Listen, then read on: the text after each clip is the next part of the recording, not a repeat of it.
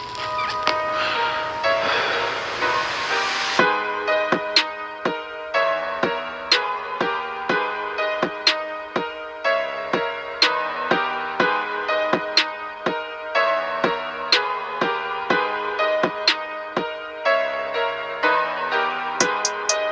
used to call me Crazy Joe, but now they can call me Batman.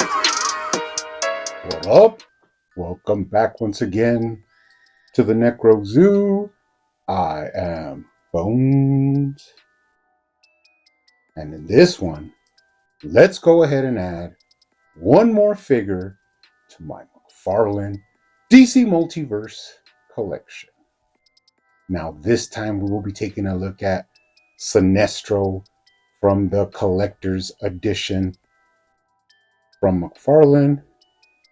Now, this is actually the second figure in this wave that I'll be taking a look at. I already took a look at Hawkman, and that was a pretty nice looking figure. Now, there is also a platinum version of this figure, pretty much just putting him in a green color scheme.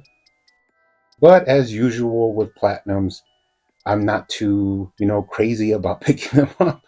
If I run across them, that's fine. And if I end up never picking it up, that's also fine. But I'm actually pretty excited to take a look at this one. Now, he does look pretty sinister in his packaging, but let's go ahead and take a closer look at him. But first, he does come with your standard black DC Multiverse stand. The only difference is that these Collector's Edition come with a silver DC stamp. Pretty cool. He also comes with his data file card, pretty much a nicer version of the DC Multiverse standard line. This one has some silver foiling and some pretty nice coloring. Actually, a pretty awesome looking card. Looks really good. Your classic version of Sinestro. Pretty awesome. And on the back, you do have some information.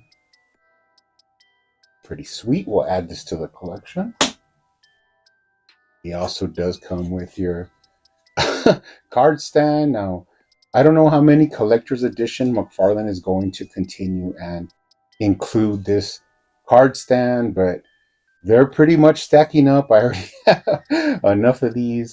Don't really use them. I mean, I know they're intended to show like placing next to the figure, but the way I display my figures, that just is not going to happen. So this one, we'll just add it to the collection. Now, he does come with some accessories. He comes with his yellow lantern. The only thing I would say is that it's a nice try, but once again, they have done it in translucent plastic. When the lanterns are not a construct, they are actually a solid object. So they should actually, just be yellow, and that would be fine. But one cool added little detail is they did put the yellow core symbol on top of this one. So that's pretty good. Hold on to that. And he does come with a sort of yellow lantern construct. Now, you do have these sort of, it's like a chain with spikes, and you have sort of these claws or grapnels on it, sort of like tentacle-ish. Now, doesn't really come with a easy, idea of how it connects to the figure, but we will go ahead and take a look at that a little bit later on, but we'll hold on to that. Now let's go ahead and take a closer look at the figure. First impressions, really pretty happy with this. I mean, this is your standard classic looking Sinestro. This one does have a perfect color scheme with the black and the sort of, I want to say pearlish yellow. It is a yellow, but not your traditional bright yellow. It has more of like a almost metallic look to it, but not, not really metallic, but it does have a sheen to it. So all in all, I'm really happy with them. It does have that, creepy alien skin tone that is traditionally trait of Sinestro. So all in all, pretty cool. I mean, first eyes, just looking at it, it is your basic villain for the Green Lanterns, and that is a Yellow Lantern. And this one being the leader, Sinestro. Pretty cool. Let's take a look at the head sculpt. Now, I really like the head sculpt. They did a good job of capturing that, other than human species head. They could have done the forehead a little bit bigger. If you look at it in a certain, you know, uh, position, it does give that like larger forehead, sort of a five head look to him. But I could have had them go a little bit more and make it a little bit more alien shaped. He does have those pointy ears and the, piercing eyes, although they can look a little bit lifeless, like he's just looking, not necessarily giving any sort of emotion. We'll see how it looks when we pose him up, but pretty happy with the head sculpt. They didn't have to do too much painting of shades or tones or anything because he is, does have that alien skin color, sort of pinkish hue. So pretty happy with that. Let's take a look at the articulation. Now, looking down is going to be a slight problem, mostly because of the way the costume has that, sculpted out collar. So he does look down, but not too much. Now, looking up is another story. He does look up very well, which is nice. You got right to left. And of course, you can tilt his head for some character. Pretty evil looking villain. Pretty sweet. Okay, going down. Beautifully painted and beautifully sculpted upper chest on this figure. You got the Yellow Lantern symbol on there. Now, at first, it's kind of hard to tell, but it is raised and has a little bit of emboss to it. It's not that drastic, like you could really feel it, but it does have a little bit of raised up, pattern to the Yellow Lantern symbol. So that is well done. And of course, you got the silver belt accent, which is always standard on a Sinestro figure. All in all, executed really well. Let's take a look at the waist articulation. You got side to side. You got the full tilt-a-whirl. You got a lower waist swivel, upper chest swivel. So you can twist him, get him in some action poses. He has a slight crunch. Not too much, but it is there. And of course, per usual, you could lean them back for flight poses. So that is awesome. Take a look at the shoulders. Beautifully done shoulder bushing and socket joint. It just moves really smoothly and free. You get a lot of range in there. Bicep swivel. Double jointed elbows that look really clean. Straighten them back out. Now, one thing I do want to take a look at is this suit has some awesome texture, which McFarlane usually does with his lantern figures, and this one is no exception. Just really nice grain on the shoulder, and it moves down into the biceps and then down into the forearms. Now, I don't want to get too nitpicky, but the gauntlets are smooth, and they really should not be. They should sort of have like a ribbed, sectioned off, form to them, which this one does not have. It's just a smooth gauntlet. Not too bad. I mean, it's not an egregious thing, but if you really want to be a little bit more attention to detail, you would have added those ridges. One thing I am really surprised by is that while they do have the ring on the left hand with the symbol on it, you can really, barely see the Yellow Lantern symbol on there, which is a nice detail. Hopefully, I don't think that they had this hand when they did the Alan Scott, because we all know they put it on the wrong hand, and this was an easy reuse. Hopefully, this mold was made after, and they just couldn't use it because the Alan Scott was already made. But nice to know that they do have now a ring on the left hand. And one thing I really like is I don't usually like when the gauntlet color goes into the sculpted wrist joint. I kind of like the wrist joint to match the hand. It just makes it look a little bit more cleaner and realistic, because once you get to the cuff of your suit, the next part shouldn't be, more cuff. It should actually be skin. But for some reason, this yellow actually works with this figure. It looks really good. This is one time when I actually prefer the color that they used on the ball joint. I have come to know that all figures are different. Sometimes they look better with the skin tone wrist joint, and sometimes they look better with the color. So this one worked out really nicely. That you do have that fist with the ring, and on the other side you have the same setup, except you have sort of a open kind of gripping hand, but with that same pinkish skin tone. Really nice. Now you can get him in a T pose really easily, and of course you can move his arms above his head. Nice to see how they are incorporating more of the cutouts where you can actually get the arms in there and get a lot of cool range. So that's a nice little detail. They really did this upper body really nicely. Like the texture and then the little seams on all the design is done really nicely. It actually looks like like a stitched out costume. So that is really excellent.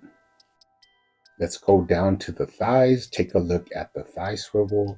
Wow, actually he does have some pretty nice thigh swivel. Now, as always, you can heat these up and work them out, and you'll actually get more movement out of them, which means that you can move the boot without having to have a thigh cut. You still get the, human movement that you want for your leg to swivel, and you don't have that horrible cut in the thigh. Now he can kick up pretty high. Awesome.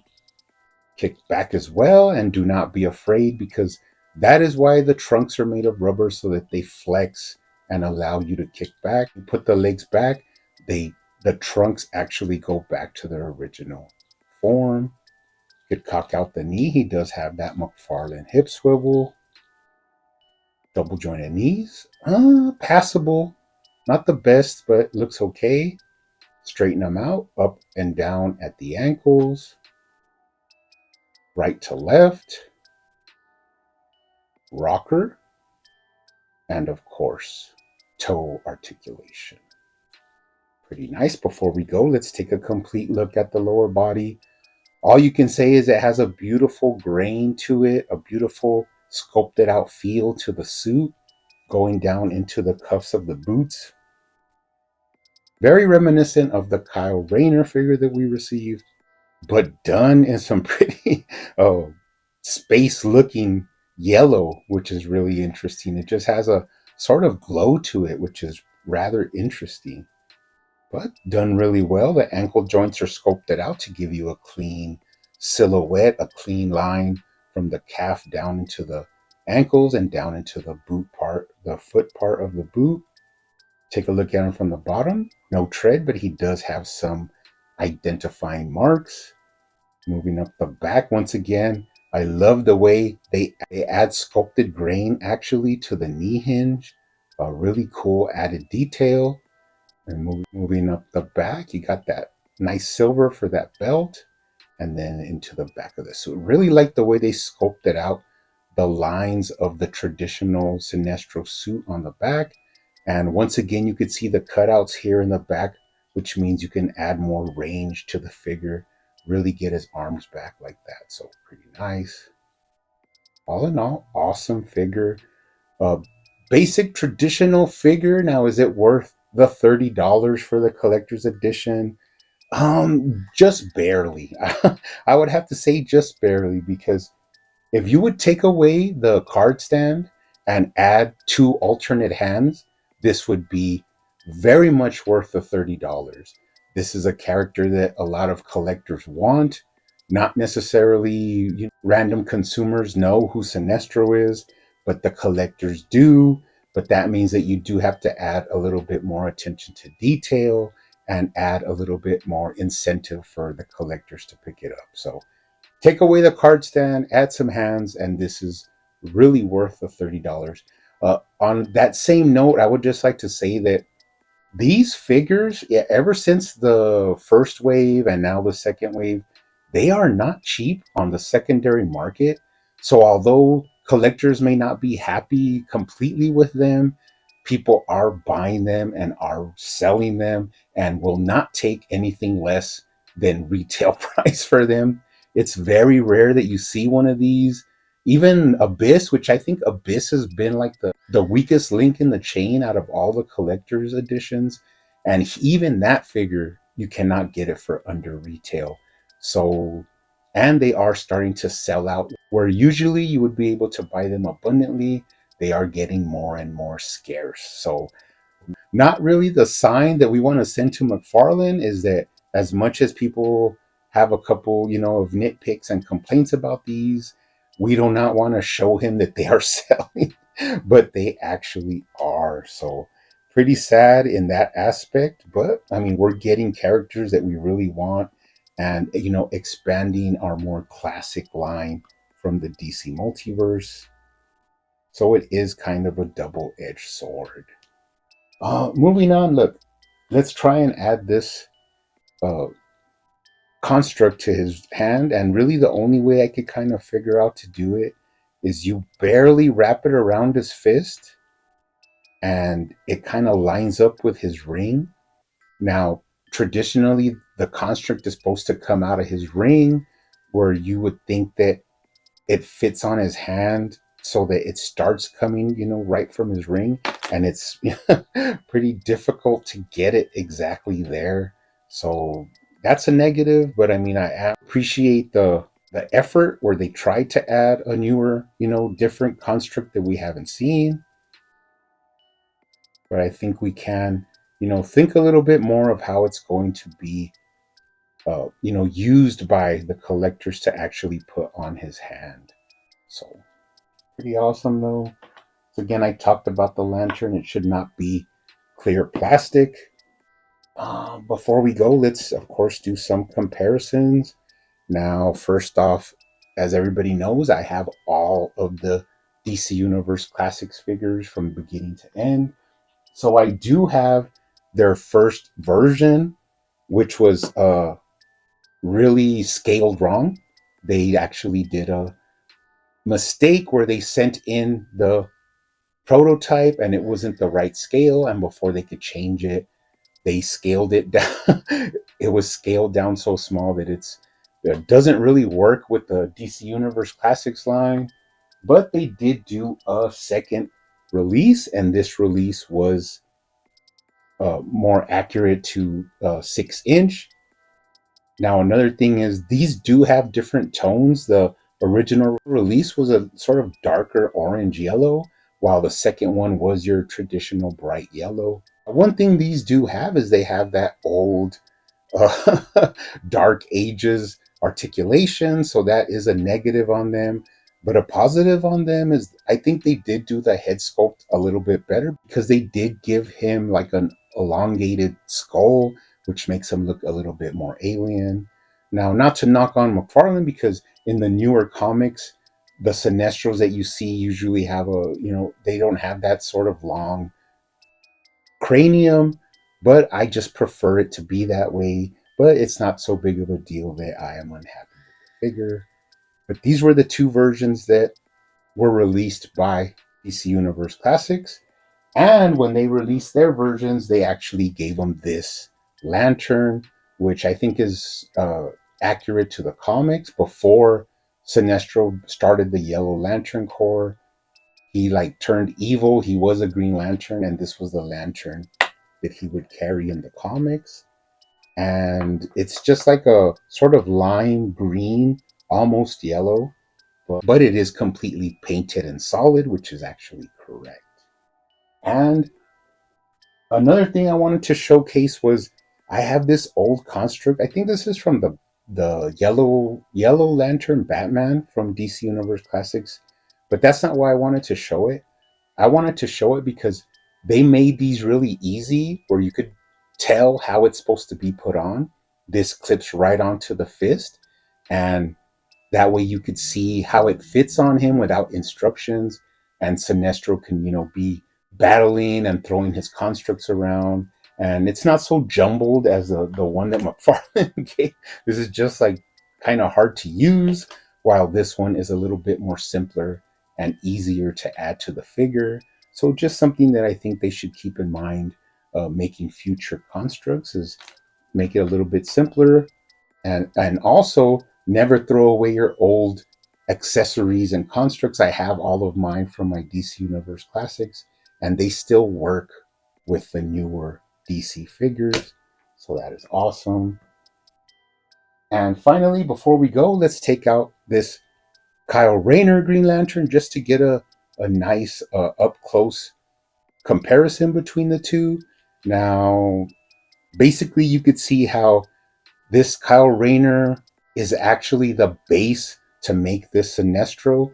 Now, you could see the Sinestro has actually a lot of cool added details, and specifically, I'm talking about the belt, the chest emblem, the collar of the suit. All of these are completely different. This whole upper body piece, upper chest piece from Sinestro has some added sculpt work and lines, which I really, really appreciate. But you can see the similarities between the two figures.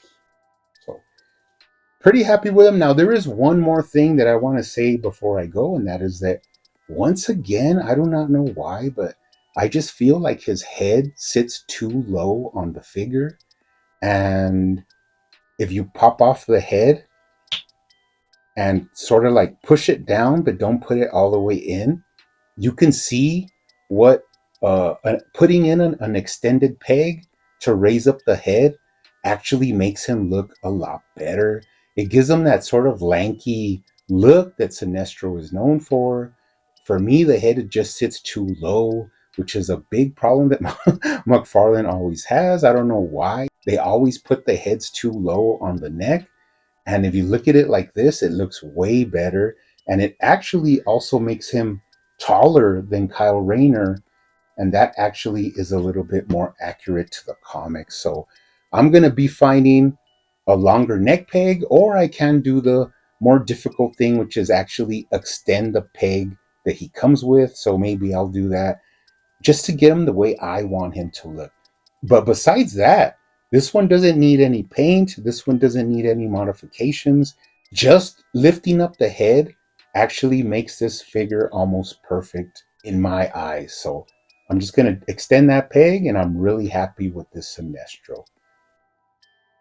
Now, I will be looking around for the platinum version. If I don't find it, that's fine. But you guys keep hunting out there, keep collecting, keep customizing, and I will see you on the next one.